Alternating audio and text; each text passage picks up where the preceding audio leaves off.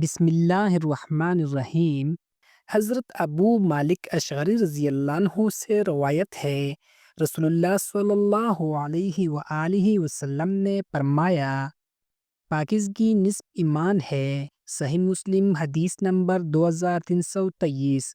صفائی ایمان کا لازمی جز ہے، اس کے بغیر ایمان ادھورا رہتا ہے۔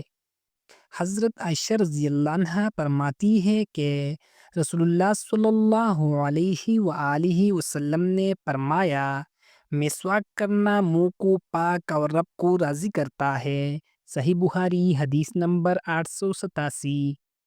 مسواک صرف دانتوں کی صفائی نہیں بلکہ اللہ کی رضا کا ذریعہ ہے۔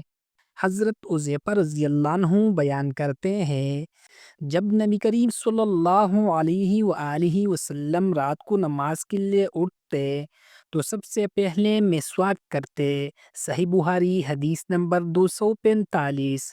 نبی صلی اللہ علیہ وآلہ وسلم نے عملی طور پر ہمیں بتایا کہ صفائی اور مسواک عبادت کی تیاری کا پہلا قدم ہے۔